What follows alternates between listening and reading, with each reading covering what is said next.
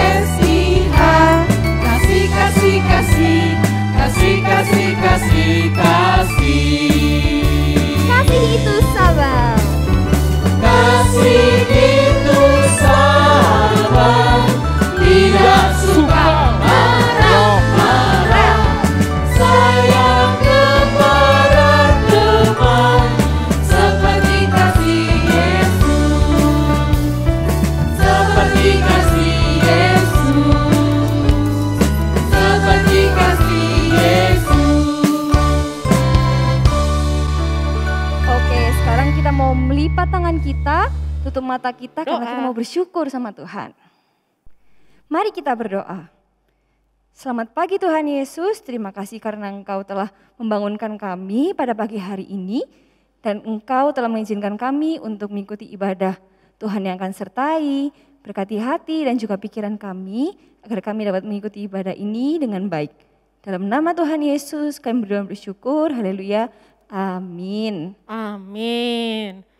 Kak, dengan penuhnya sukacita di dalam hidup kita Iya. dan di keluarga kita mau sama-sama bersyukur Kak. Betapa senengnya nih kita sama keluarga kita semuanya memuji Tuhan. Seperti Wah. When Jesus in the family. yeay. Kita karena selalu happy. Yes. Ada papa, mama, kakak adik, Semuanya. When Jesus in the family, happy happy home, happy happy home, happy happy home. When Jesus in the family, happy happy home, happy happy home. Daddy, when Daddy in the family, happy happy home, happy happy home, happy happy home. When Daddy in the family, happy happy home, happy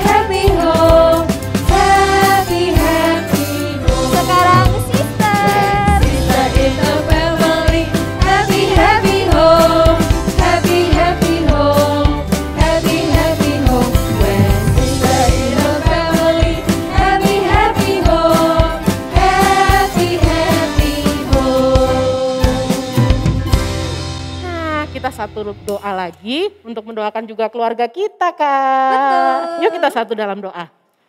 Bapak, kami bersyukur dan berterima kasih buat keluarga yang indah yang Kau berikan pada kami, yang terus bersama-sama dengan kami, bersyukur buat semua kasih Tuhan. Pagi ini Tuhan, kami ingin mendengarkan firman Tuhan, berkati dan sertai kami, sehingga kami dapat mengerti firman Tuhan yang disampaikan oleh Kak Jeki pada pagi hari ini.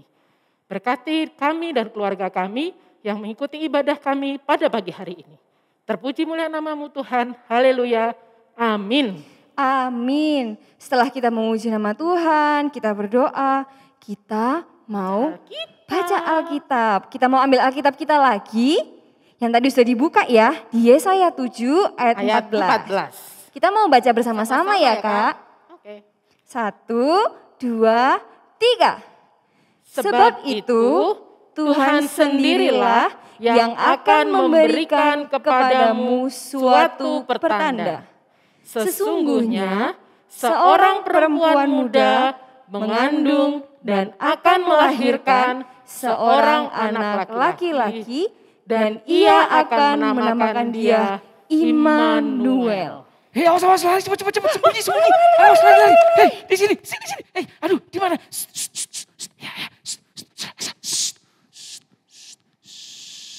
Jangan bersuara, nanti ketahuan. Sebentar. Hei, ya, jangan bersuara ya, nanti kalau ketahuan bahaya. Para komunis itu kalau menemukan kita, waduh, kita bisa ditangkap, kita bisa dipenjara. Oke. Wah, adik-adik, suasana di Korea Selatan sungguh mencekam, mengerikan, menakutkan. Hal ini terjadi ketika komunis menguasai Korea Selatan. Mereka mencoba menghapuskan kekristenan, adik-adik. Barang siapa yang ketahuan bahwa dia adalah seorang Kristen, dia adalah seorang yang percaya kepada Kristus, percaya kepada Tuhan Yesus, maka ia akan ditangkap, dibunuh, dipenjara. Aduh, semua pada ketakutan. Hal yang sama terjadi juga adik-adik di kerajaan Yehuda, di mana rajanya bernama Ahaz. Siapa namanya? Iya betul, Ahaz. Apa yang terjadi di sana ya? Nah, mari kita buka Alkitab kita di dalam Yesaya 7 ayat 2. Tadi kalau dibaca sama-sama tadi 7 ayat 14, sekarang 7 ayat 2.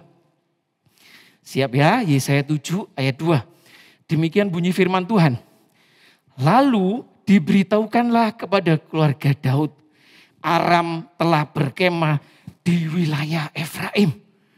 Maka hati Ahaz dan hati rakyatnya gemetar ketakutan seperti pohon-pohon hutan bergoyang ditiup angin. Semuanya ketakutan, adik-adik, sudah dikepung, tinggal menunggu waktunya untuk diserang. Semuanya pada ketakutan. Orang Kristen yang ada di Korea Selatan juga mengalami hal yang sama. Semua ketakutan, adik-adik. Di Korea, pendeta-pendeta ditangkap semua, adik-adik. Bukan hanya itu, ribuan gereja dibakar, semua ketakutan. Semua tidak berani menampakkan diri, adik-adik. Pendeta semua melarikan diri, mereka menyelamatkan diri masing-masing. Hei, mau kemana? Mau kemana? Tanya pendeta yang lain. Aku mau lari, aku mau sembunyi, aku tidak mau terbunuh. Ayo cepat lari dan sembunyi. Kalau enggak, kamu nanti menjadi sasaran berikutnya. Waduh, kalau semua pendeta bersembunyi adik-adik. Lalu yang melayani umat Tuhan itu siapa? Bagaimana dengan umat Tuhan ini? Mereka juga perlu dilayani. Tidak ada pendeta yang mau melayani, tidak ada orang yang mau menunjukkan dirinya bahwa dia adalah seorang Kristen, terutama dia adalah seorang pendeta. Rupanya mereka semua mau menyelamatkan diri masing-masing, adik-adik. Mereka tidak berani melayani Tuhan. Semua pendeta ada yang lari ke gunung, ada yang lari ke goa. Pokoknya lari ke tempat yang mereka anggap aman, jangan sampai ketahuan. Tapi ternyata ada satu orang, ada satu pendeta yang memutuskan untuk tetap melayani jemaatnya, melayani umat Tuhan. Tentu saja dengan sembunyi-sembunyi, adik-adik, Tidak dengan gagah berani mengatakan, aku pendeta, pasti ditangkap dan jadi melayani nanti. Maka dengan sembunyi-sembunyi. Terus kalau ketahuan gimana? Ya kalau ketahuan tentu saja kita bisa tebak nasibnya. Pasti akan ditangkap oleh para komunis itu. Nah, supaya tidak ketahuan, kalau siang dia bersembunyi di dalam gua, di lereng gunung. Saat malam dia baru keluar.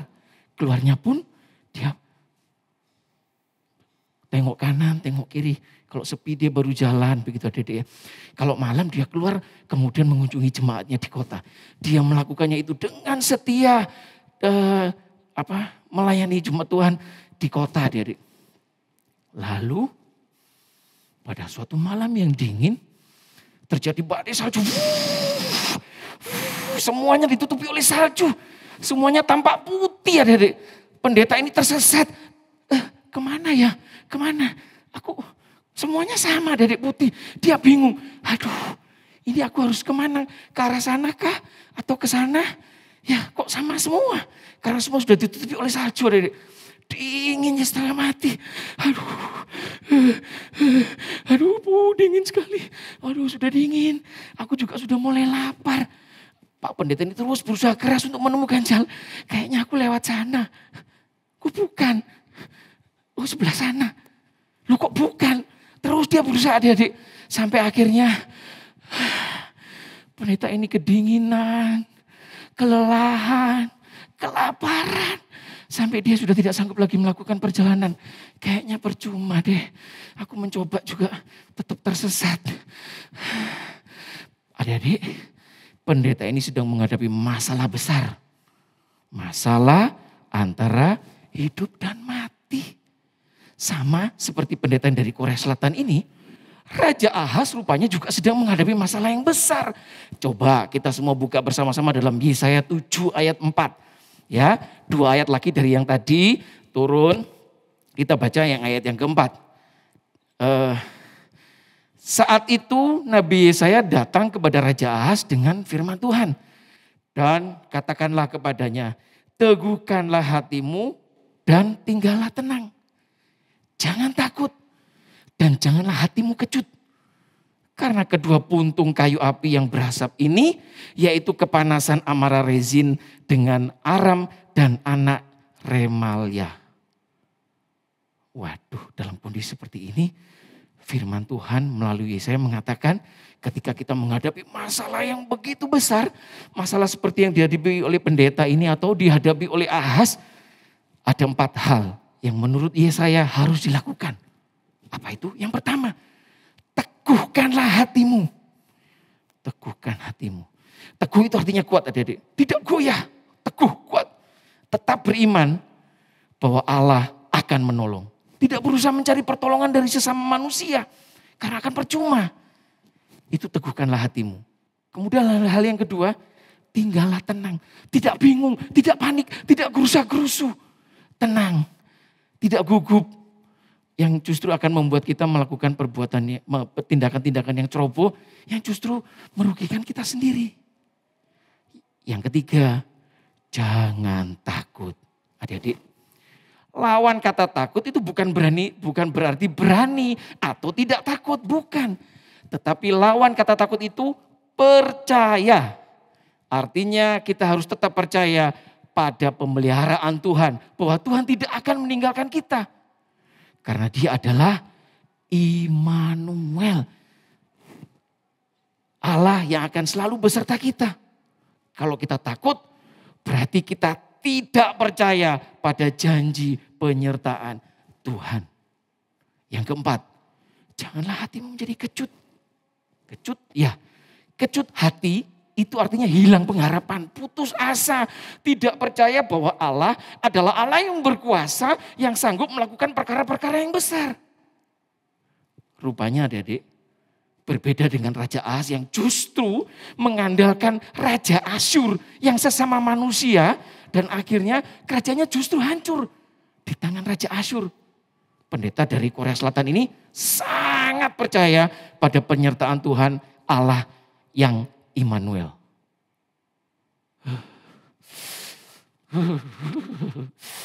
Dingin sekali. Tuhan Yesus, Hidup dan matiku dalam tangan-Mu. Kuserahkan diriku dalam tangan-Mu. Aku percaya pada janji-Mu untuk menjaga dan memeliharaku. Pendeta ini sambil kedinginan adik-adik. Bukan hanya dengan sekedar kata-kata bahwa dia percaya. Tapi dia betul-betul percaya dan menyerahkan hidupnya seluruhnya ke dalam tangan Tuhan adik-adik. Aku tidak dapat berbuat apa-apa Tuhan. Selain berbaring di atas salju ini. Salju yang dingin. Datanglah dan selimutilah aku sepanjang malam ini.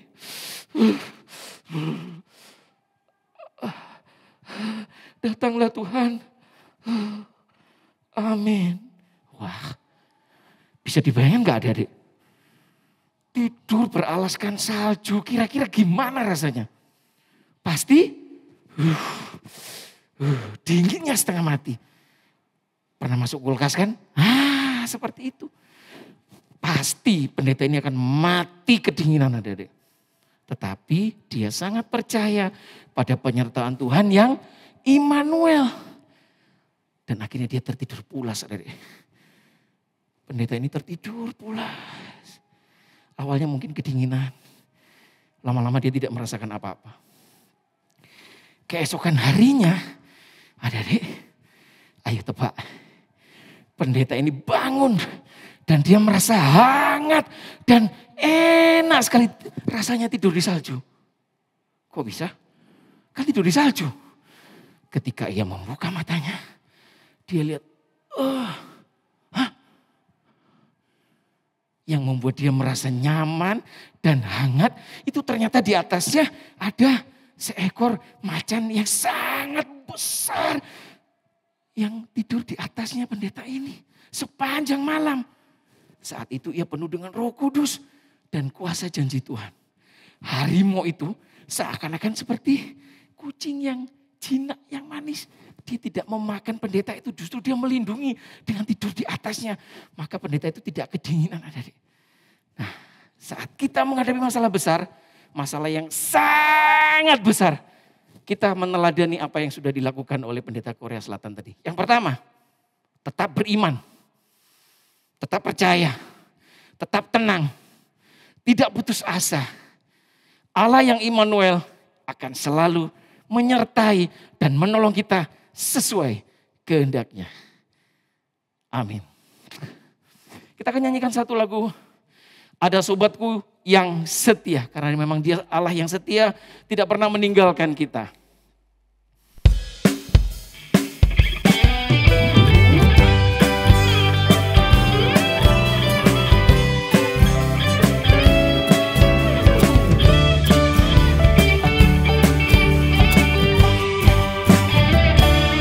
Ada satu sobatku yang setia, tak pernah dia tinggalkan diriku. Terima kasih Tuhan. di waktu aku susah, Waktuku sendirian, Dia selalu menemani diriku. Siapakah dia adik-adik? namanya Yesus. Benar, namanya Yesus. Namanya Yesus, nama Yesus yang menghibur hatiku. Sebut lagi, namanya siapa? Namanya Yesus, namanya Yesus, nama Yesus yang menghibur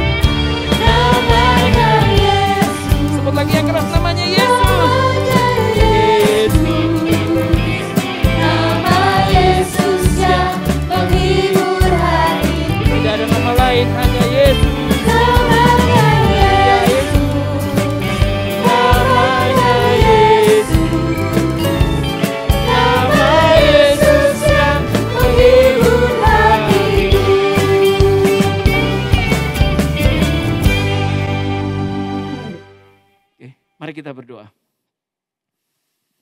Terima kasih Tuhan, karena Engkau sudah menjadi Allah kami, Allah yang Immanuel, Allah yang menyertai kami. Biar kami selalu percaya, biar kami selalu melakukan seperti apa yang dilakukan oleh hamba Tuhan yang ada di Korea. Kami tetap percaya, kami tetap setia, kami tetap berpegang teguh kepada penyertaan Tuhan, kami tetap yakin bahwa Allah menyertai kami. Dan kami mau berserah seluruhnya, bukan hanya dengan kata-kata kami, tapi dengan sikap hati kami. Bahwa kami berserah, bahwa kami percaya Tuhan adalah Tuhan Allah yang besar, yang sanggup melakukan hal-hal perkara yang besar ketika kami menghadapi masalah. Tidak ada masalah yang lebih besar daripada Tuhan kami. Tuhan kami jauh lebih besar dari semua masalah yang sedang kami hadapi. Kami tidak tahu Tuhan apa yang ada di depan kami. Atau mungkin saat ini kami berada dalam masalah besar. Keluarga kami atau kami sendiri semua masing-masing pribadi sedang mengalami masalah yang begitu besar. Kami yakin bahwa Tuhan jauh-jauh lebih besar dari semua permasalahan kami.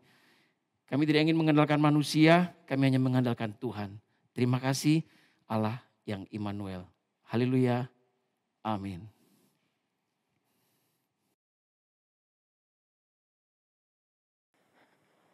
Wah Kak Rina, ternyata luar biasa ya Tuhan itu. Betul Saat banget. kita kejepit pun Tuhan itu ada ya Kak nemenin kita. Iya, yang penting kita harus tetap tenang, Percaya, percaya, dan beriman sama beriman. Tuhan. Dan kita mau bilang sama Tuhan, you are my home, I always live Yes. in you. Adik-adik, kita mau nyanyikan bersama-sama KAGKI Bromo. Ho! You are my home, I always live in you. Kita mau pujikan dengan gerakan ya. Dulu ku hidup dalam dosa, penuh duka dan air mata, namun Kau menebus segala dosamu, ku mau hidup dalam-Mu. Dulu ku hidup. Dulu ku hidup dalam dosa, penuh duka dan air mata, namun Kau menebus segala dosaku, ku mau hidup dalam-Mu. Yesuslah Tuhan, Juru Selamatku, Kau ampuni dosaku, beriku damai dan hidup kekal, Kaulah Yesus Tuhanku. Yesuslah Tuhan. Yesuslah Tuhan, Juru Selamatku, Kau ampuni dosaku. Kau di dalamku, ku di dalammu, Kaulah Yesus Tuhanku. Dulu ku hidup dalam dosa. Dulu ku hidup dalam dosa, penuh duka dan air mata,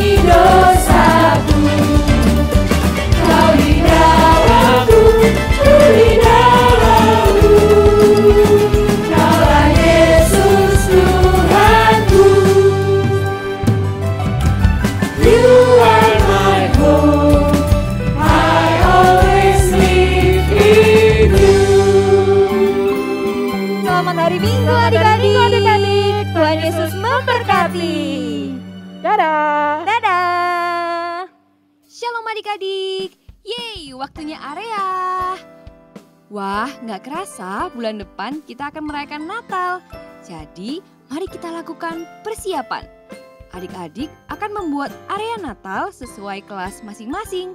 Adik-adik bisa cek di Instagram KAGKI Bromo ya. Atau bisa lihat panduannya di bit.ly/area Natal 21.